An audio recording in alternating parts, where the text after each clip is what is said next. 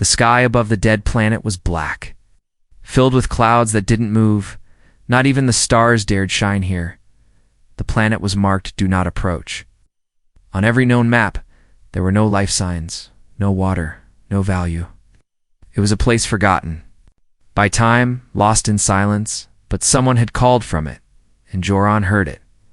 He was just a salvage pilot, not a soldier, not a hero. He collected old metal, broken ship parts, and sometimes lost satellites. We didn't follow strange signals. He didn't land where others warned him not to, until now, because the message wasn't just a signal, it was a voice, and the voice was begging. His ship, the Lantern, hovered above the planet's surface. Scanners wide open. Everything showed. Zero signs of life. No cities, no heat, no energy, only sand, ash, and broken mountains. But the voice was still playing. Alive. Trapped. Please. It repeated every 45 seconds. Old, weak. Female, Joran sat in the cockpit, eyes locked on the location it came from. Small red dot blinked on the map deep under the surface. He exhaled slowly. I must be out of my mind. He grabbed his jacket, loaded a small scanner, and dropped the ship. The air outside smelled like burnt wires and dry death. The ground cracked under his boots as he walked, thick layer of ash covering everything. His scanner beeped louder the closer he got to a small hill, no taller than his ship but smoother, like something was buried under it. Joran paused, pulled out his digging tool. The first strike hit metal. He froze. The second strike revealed smooth black surface. Cold, not rusted, not broken. It was a cube. Perfect, clean, and large enough to hold. Something, maybe someone. Joran stepped back, unsure. This doesn't belong here. Suddenly, the cube beeped. A soft pulse ran through the metal, lighting a small circle. Then, the voice came again. But this time it said something new. Joran stumbled back. What? Never sent his name through the beacon. The cube pulsed again. Don't leave me. For 5 long seconds, he stood frozen. Logic told him to go back to the ship. Leave. Report. Forget. But the fear in that voice was real, and somehow, it knew him. Joran dropped to his knees and brushed more ash off the top. A panel flickered faintly to life. Symbols. Old Ulari design. A lock. A prison, maybe. Or a coffin, he whispered. Are you live in there? The voice returned, faint but clear. Yes, who are you? I don't know. Please, take me away from here. He paused, then asked, Are you human? No. The answer came soft. But I am not your enemy. Back inside the ship, Joran paced the hallway. He had loaded the cube into the lower cargo bay. Carefully, it didn't fight him, didn't lock up or lash out. But it watched. He could feel the sensors inside following him. He kept hearing that, its voice. Not in his head, but on the ship's speakers. Thank you for not leaving me. He sat down by the wall. He needed answers now. He pressed the speaker. Button. Talk to me. Silence. He tried again. I want to know what you are. I want to know why this box has no ID, no record, no warning, nothing. Then the voice came again, slow. They erased me. Who? My people. Why? Because I said no. No. To what? To killing everyone. Joran felt a cold chill run down his spine. The voice was telling the truth. Not just through her words, but through how she sounded. Tired, alone, broken. He stared at the cube, still sealed in the cargo bay. He could walk away, drop it off at the nearest station, and never ask again. But something in her voice stayed with him. Not just fear, hope, she still believed. Someone would help her even now. He sat in the cockpit again and looked at the flight panel. The nearest patrol zone was 8 jumps away. But there was a secret. Outpost 1, used by old resistance groups. Just 2 jumps from here, quiet off-grid. He leaned back in his chair. What the hell are you, girl? In the box. The ship engines powered up. The cube gave off one final pulse of light, And for the first time since being buried, the voice whispered something different. I'm not alone anymore. Asterisk Joran flew the lantern through the silent black of deep space. The cube sat behind him in the cargo bay, quiet now, but he felt it like a weight pressing on his chest. It wasn't just a machine. It wasn't a recording. It was someone still alive. He tried not to speak, tried not to look at the speaker system, but every so often it came, soft, gentle, the voice. Still with me, Joran? Every time it said his name, he twitched. How do you know me? He finally asked. The voice paused, then answered, I don't. But your ship once belonged to someone who came to my world. Joran's brow tightened. My ship was bought. From a scrapyard on Veros, the voice responded, yes. That's where the crew disappeared. He stood up, heartbeat quickening. Disappeared how? Moment of silence. Then she said, they buried me. And something buried them. Joran went down to the cargo bay. The black cube sat like a sleeping giant, silent, cold, strange. He touched it. Can you hear me clearly? Yes. Are you AI? No? Then what are you? I am real. I was born, not programmed. Joran hesitated. You're inside this box? Yes. What's it for? Punishment. That word stopped him cold. Why were you punished? He asked. The voice trembled. Because I refused to help in the slaughter. My kind chose to burn everything, I said. No. Joran opened a private system console. He ran a cross-check on her signal, comparing it to known alien languages. It matched nothing.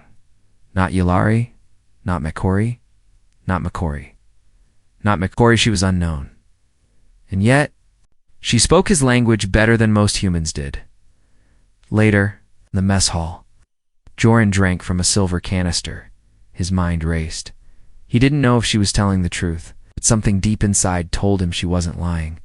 The loneliness in her voice felt real and terrifying, because if she was telling the truth, someone had buried a living being inside a machine, meant to last forever, not to protect, but to silence. He activated a portable monitor and returned to the cargo bay. Can you see me? He asked. Yes, she replied. Can you show me your face? There was a pause. Then, a small panel on the side of the box flickered. A hologram rose. It showed a pale, slender alien woman, blue-gray skin, glowing amber eyes, long silver hair tied behind her neck. She looked young, but her eyes held years. She looked exhausted. She looked beautiful, and she looked scared. Joran leaned closer. You're alive? In there, the hologram nodded. I am inside. My body is asleep. But I can still think, feel, speak, he whispered. How long? Her voice broke. I don't know, maybe 90 years. Joran clenched his fists. Why did they do this to you? The image looked down. I warned them, said if they destroy the human colonies, it would bring war. I said, humans weren't weak, only quiet. And asked, they said, I love the enemy more than my own. So they erased my name and locked me away. Joran sat on the floor next to the box. He didn't know why. Maybe he just didn't want her to feel alone anymore. He whispered, what's your name? Her answer came slow and low. I don't remember. They wiped that too? No. I gave it up myself. Thought maybe I didn't deserve it anymore. Joran stared at the cube for a long time, then said softly, well, you'll get one again. I promise you. Suddenly, the ship lights flickered. A warning blinked red on the monitor, long-range scanner interference. Unregistered energy pulse detected. Joran stood up. Are you doing that? No, she said quickly. Another beep, this time sharper. Another ship had just exited hyperspace. Close. Very close. He pulled up the radar. It wasn't a trader. Not military. No ID tag. Then the voice inside the cube said something that made him go still. That ship. It's from the ones who built this box. His mouth dried. They're coming to finish what they started. Turned toward the cockpit, yelling into the comms. Prepare shields, said Auto Jump. Emergency coordinates Sulari safe station. Code red. Then he turned back to her. Hold on. I'm not giving you back. The voice whispered, Thank you, Joran. But this time, it didn't sound scared. It sounded like hope. The lantern was a simple Ship 1 engine, small crew space, old outer hull. But tonight, it groaned like something inside it was awake. Joran sat in the pilot seat, fists tight on the controls. The strange ship that appeared behind them was still. There quiet, no hail, no response, just floating, shadow-like, 20 clicks away. He watched its lights blink, too slow for trade, too exact for pirates, too cold for mercy. In the cargo bay, the black box spoke again. That ship doesn't send warnings, she said. It listens, then it kills. Joran swallowed hard. How do I stop it? You don't, you run, but why now? How'd they find us so fast? Because that ship used to follow me and now I'm with you. Joran checked the jump drive. We're not fully charged. Then we buy time, she said. A deep echoed through the ship. Low, mechanical, strange. Joran's panels flickered. The lights overhead dimmed for 2 seconds. Then the engine started slowing down. What the hell? He muttered, no damage reported. It's not your ship, the voice said. Joran looked back at the cube's halo panel. What do you mean? She hesitated, then said, Your ship was once part of the burial fleet. He stared. What? Flying the same vessel that helped hide me? The systems around him began to glitch again. Screens switched off, auto-navigation reset, warning lights, blinked no clear reason. It's like the ship remembers me, she whispered. Or maybe it remembers its guilt. Joran cursed under his breath. I bought this junk ship from a Vero scrapyard. Yes, after the original crew vanished, he froze. Vanished how? They never returned from my planet, she said. Just like me, they disappeared. The ship drifted back alone. Joran looked around, suddenly feeling like the walls were watching. You're telling me this ship is haunted? No, but maybe. Maybe it wants to be forgiven. Outside, the enemy ship moved closer. Its lights turned blood red, and then it sent a signal. One word. Release. Joran stared at the glowing word on his screen. He replied with one of his own. No. The ship fired. A blast rocked the lantern sideways. Sparks flew from the cockpit ceiling. Joran slammed a hand onto the shield control. Shields down to 60%. He shouted. He hit the thrusters. The lantern dove toward a nearby asteroid. Field-sharp rocks floating like knives in every direction. The enemy ship followed. She's faster than us, Joran yelled.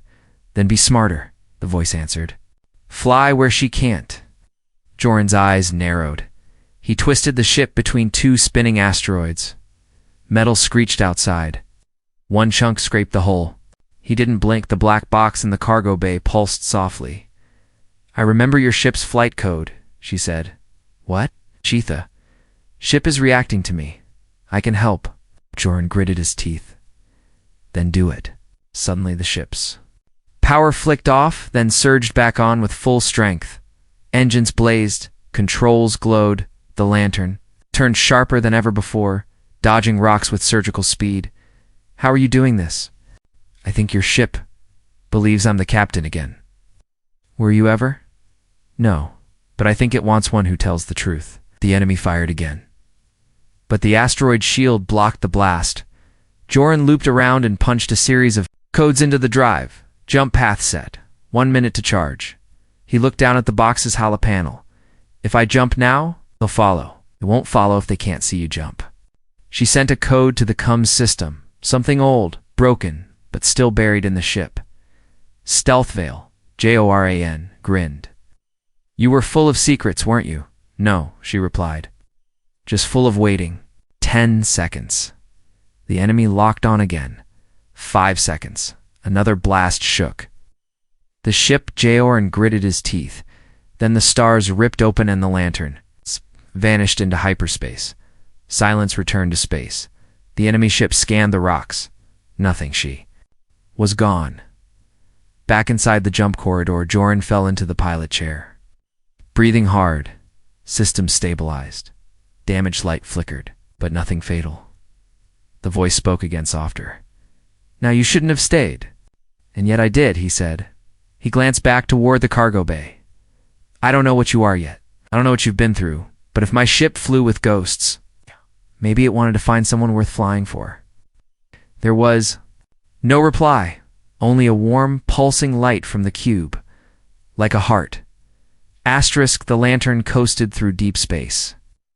Silent after the jump, Joran sat alone in the cockpit, staring at the void ahead, but his thoughts were behind him. Not on the ship, not on the stars, but on the girl in the box. She wasn't just a prisoner. She wasn't just a voice. She was something far more dangerous than he'd ever imagined. She had been erased, hidden, hunted, because she had refused to obey, down in the DE cargo bay.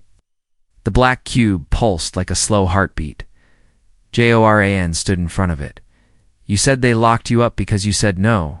Yes, but who are you? You're not just some soldier, not even just another alien. Silence. Then the hologram flickered on again. Her image blue-gray skin, glowing amber eyes, silver hair looked even more tired than before, like she was holding something in for too long. I was born in the Ulari core, she began. Family name was known on every council moon. They called us the bloodline of reason. Joran narrowed his eyes. He'd heard that name once, in a war archive. Long ago, the bloodline of reason had disappeared. They killed your family. They used my family, she said. When the vote came to cleanse the outer systems, I was the only one who said, no, my brothers, my mother, they voted to burn, to wipe out human colonies in the silent zone. Joran's fists tightened. And you refused? I said we should speak first, understand what humans were. They said I was weak. They said I loved your kind, and so they locked you in a box.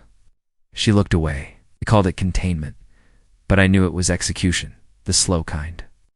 Joran sat on the cold floor, facing her image. Why didn't they just kill you? Because I was royalty, she said bitterly, too famous to destroy. So they buried me with honor inside a prison with no door. Joran exhaled sharply. And your people, they still think you're gone. She nodded. That's why they chased us. Not because I'm dangerous, but because I'm still alive. I remember everything. The ship AI pinged a new alert. Joran glanced at the screen. Small moon station ahead, he said. Old resistance outpost. No flagged traffic. We can hide there for repairs. I've been there before, she said. He looked over, surprised. My father once used that outpost to hide aid workers, she added. He was different before the wars. Joran blinked. Aid workers. She smiled faintly. I believed in peace once. I believed in bridges, not bombs. Then her eyes hardened. But I was wrong. Joran tilted his head. Wrong? Nodded. You can't build peace with people who profit from fire. I tried to save my people from themselves. But in the end, I just got buried. The station loomed a head-broken metal, half floating, half dead. Joran landed the lantern in an empty bay. Stay quiet, he told her. If there's anyone still watching this place, I don't want them to know I brought you. I understand, she whispered. As he left the cockpit, her voice followed gently. Be careful, Joran. The outpost was dark, but still had power. Flickering blue lights lined the narrow halls. It smelled like burnt copper and forgotten. Joran moved carefully. His blaster drawn, he found an old data core. Plugged it in.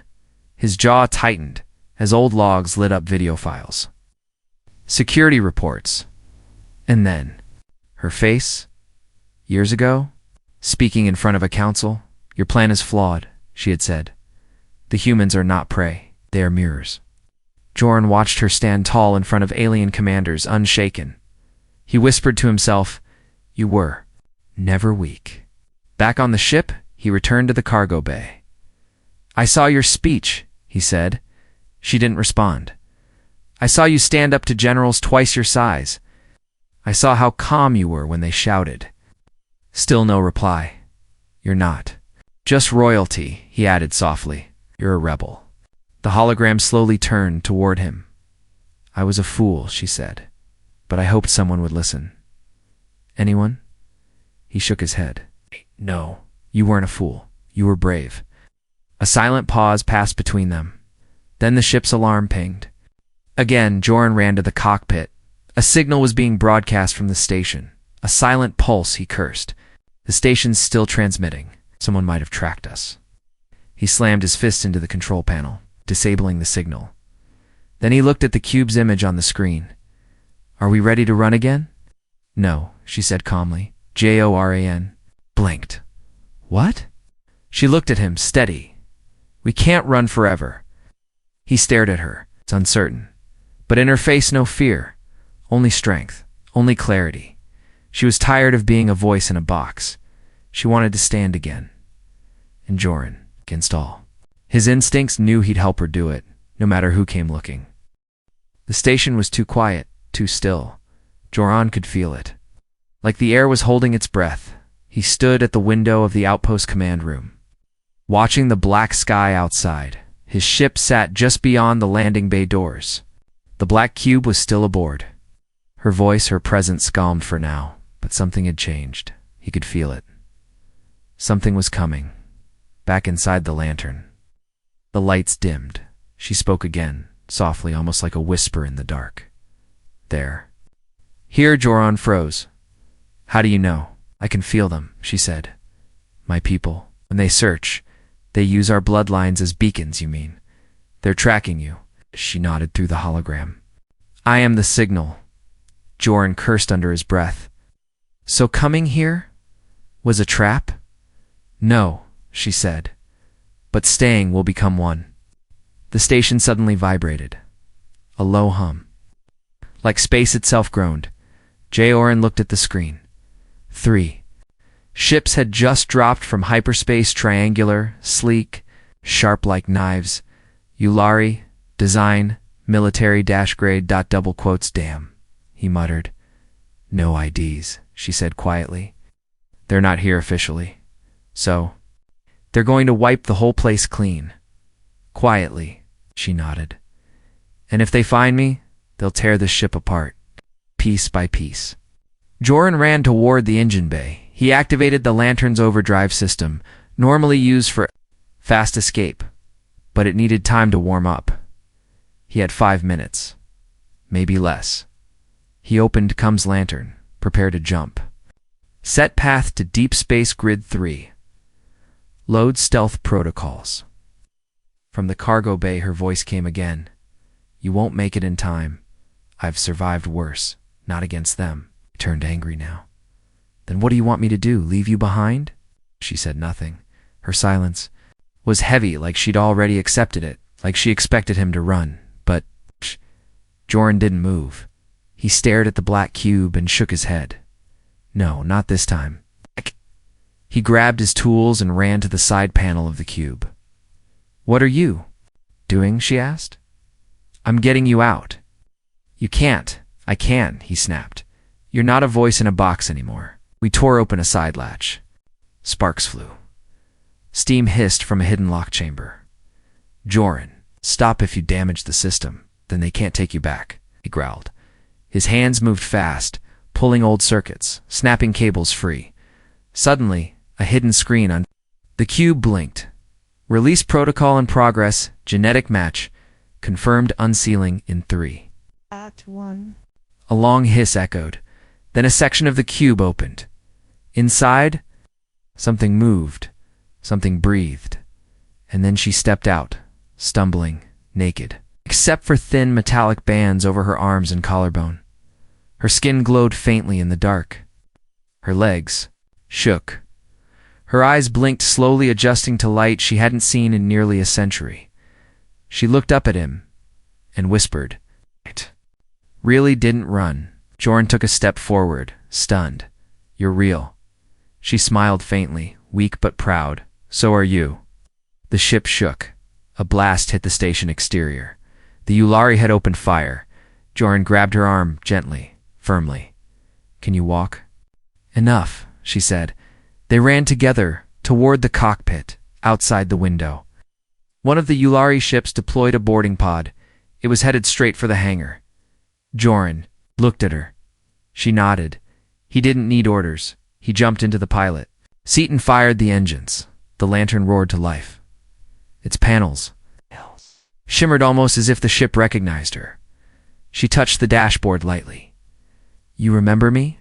Joran pulled the controls. "Let's see if you still like her flying." The pod crashed into the hangar too late. The lantern blasted upward, skimming the ceiling. It rolled sideways, slipping between the arms of a warship, and shot into space. Joran yelled over the roar, "We'll never outrun them!" She placed her hand over his. "We won't have to." She sent a pulse through the controls. Suddenly, the ship vanished from the scanners. Yulari sensors spun confused. They fired into empty space, but the lantern was already gone. Inside the ship, Joran looked at her. She sat now, her arms crossed. Body still trembling. "You used to fly this, didn't you?" he asked. "Yes," she said softly, "before they erased me." "You're not erased anymore," he replied. "You're not alone." She looked at him, truly looked, and for the first time since he found her voice in the dust. She let a tear fall, not of pain, but of relief. Asterisk, for the first time in almost 100 years. Her name was spoken aloud. Jeora didn't even realize. He was the one who said it until the word left his mouth, Valari. She froze where she stood. The name echoed in the cockpit like a secret torn. "Open Vela, I thou, Yulari Princess of Peace, the one who vanished during the first human-Yulari conflict, the one whose name had been deleted from every archive, every textbook, every map, and now she stood barefoot on his ship. Trembling but alive, Valari turned to face him slowly, her voice barely above a whisper. "Where did you hear that?" Joran swallowed. "It was in the old data log at the station. A speech, a name. Yours." She looked away. "That name is dangerous. Saying it out loud could get you killed." He stepped forward. "Why?" "Because my name is a crime," she said. "To speak it is to defy the High Council. To remember it is to resist everything they've built since." Joran stared at her. "Then let them hunt me." She blinked. "What, I've been hunted before," he said calmly, "but never for the right reason." They sat in the lantern's mess bay, quiet between them. Valari sipped water slowly, her hands still shaking. Her body was healing, but not fully. A century in stasis had taken its toll. And yet, her mind was sharp as fierce, like fire waiting for fuel. "Do you know why they feared me?" she asked softly. Joran shrugged. "Because you didn't want war?" "No," she said, "because I understood humanity." She looked him dead in the eyes. "I told them humans weren't monsters. They were mirrors. Everything the Yulari feared was already inside us." Joran leaned forward, elbows on his knees. "They buried your name." "But if the galaxy learns you're alive," Valari nodded, "your power crumbles." "You want revenge?" She shook her head. "No, I want the truth." Joran smiled faintly. "Good, because I don't do revenge. But I'll die for the truth." Later, he went to the cum room. He activated the long-range encrypted beacon in. Old rebel frequency, mostly dead for years. He sent only 4 words. "She lives. It's Valari." And then he waited. 12 hours passed. Then the responses started. Not words, not messages, but jumps, one by one. Cloaked ships appeared at the edge of known space, each one old, silent, independent. Joran watched the radar light. Upla, alert, but standing tall. "Who are they?" she asked. "People who've been waiting," he said. "No," he replied. "They remember what you stood for?" A ship hailed them. The Katuna-scarred human woman appeared on screen. She stared at Valari for a long moment, stunned. Then, slowly, she stood from her seat and saluted. "Ma'am," she said. Valari blinked in shock. "You recognize me?" Woman nodded. "My grandmother told stories. She said a silver-haired Yulari once stood between two fleets and refused to fire. Valari lowered her head. Her voice cracked. She remembered that. She said, "Peace died the day you vanished." The fleet gathered in silence. 25 ships. Human. Ulari exiles. Neutral traders. Old war veterans. All had heard whispers. All had believed the story was over now. It had a pulse again. Valari stood before the main screen. She cleared her throat and spoke. "This is not a call to arms. I am not here to destroy, but I am alive. The truth must live with me." Across the network, no one spoke, but hearts pounded. Eyes widened and history shifted. Later, Valari sat quietly by the window of the lantern. Stars drifted by slowly. Joran sat beside her. She whispered, "Why didn't you sell me?" "I don't sell people," he said, "even if they glow in the dark and nearly break my ship." She laughed softly. The first real laugh since she woke. "Do you regret saving me?" Joran looked at her straight in the eyes. "No, I regret not meeting you sooner, but far away, deep in the Ulari Empire." The High Council received the signal. Valari's name had been spoken, confirmed, alive. The room of leaders turned silent. Then one spoke. If she is truly alive, she must be erased. Again. The stars were no longer quiet. Across the galaxy, signals pulsed in hidden networks. Secret broadcasts lit up on old resistance frequencies. Whispers carried from border stations to pirate decks, from rebel worlds to forgotten moons. And they all spoke one name, Valari. A name that had been forbidden. A name that once stood between peace and war. And now, she was alive, standing on the deck of a rusting old ship beside a human soldier who refused to walk away. Joran stared out the lanterns. Front window. A convoy of rebel ships followed behind them, silent shadows in deep space. He looked over at her. Valari was seated near the console. Wrapped in an old flight jacket, her silver hair brushed back. "Everything's changed," she whispered. He nodded, "and it's not slowing down." The rebel ships had grown from dozens to hundreds. More Ulari defectors were joining, who were independent humans. Even neutral alien species had begun listening. All it took was her voice, her face, her truth. But truth had a price. On the edges of Empire-controlled space, fleets were mobilizing. The High Council had placed a bounty on her head and disclosed. Amount, kill on sight, no trial, no questions. Even saying her name out loud was now listed as treason. Where do we go now? Right away, she walked to the star map and touched a flickering Section ANL Dulari world. Long abandoned after the war. "Here," she said. Joran raised an eyebrow. "What's there, a monument?" she replied. "Or what used to be one. It was a peace shrine long ago." He smiled faintly. "You want to make a speech?" "No," she said. "I want to stand where they erased me on. Remind them I'm still here." They arrived 2 days later. The world was dark, quiet, full of broken ruins and red sand. Valari stepped onto the planet's surface, her boots crunching dry gravel. Joran walked beside her, blaster ready. Dozens of rebel ships floated above them.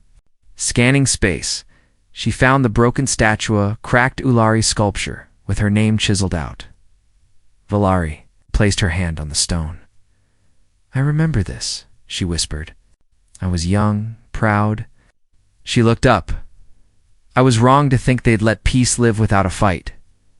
Joran glanced around. "Then maybe it's time to fight for peace." And then the silence ended. A sound pierced the air. Engines, they came fast. 3 Ulari battlecruisers dropped from the sky.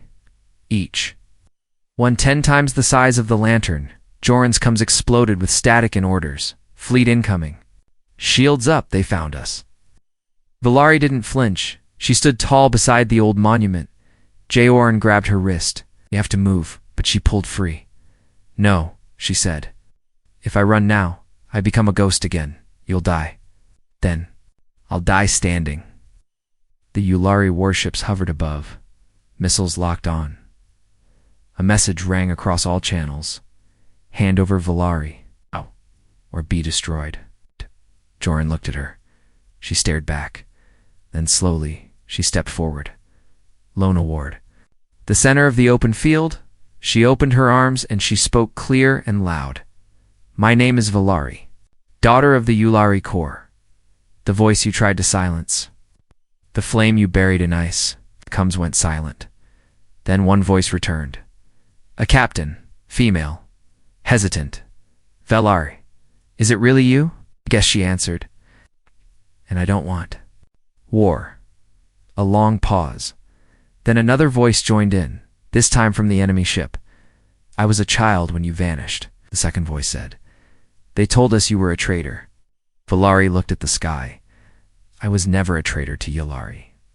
I was a traitor to their lies. The battlecruisers didn't fire. Instead, their weapons powered down. The center warship slowly turned. One by one, ships began backing away. Then, across all channels, another broadcast came. From far across the galaxy, this one was human. We hear you, Valari. We remember. Another followed and another. Hundreds of voices, cross systems. Old soldiers, historians, children of the war, each one whispering the same thing. Her name, V. Lara, I. V. Lar, I. Joran, walked up beside her, stunned. She smiled, tears finally falling down her face. You did it, he said. She shook her head. We did it. Later that night, as the sun set over the ruined shrine, Valari lit a small fire. Joran sat beside her, handing her warm food. You think the council will stop chasing you? No, she replied. She looked. At him, I won't be running. Not anymore. He smiled. Then I guess I'll stop running too. She leaned against him softly, gently, and together. They watched the stars blink alive above them. Not as fugitives, but as the first light of something new.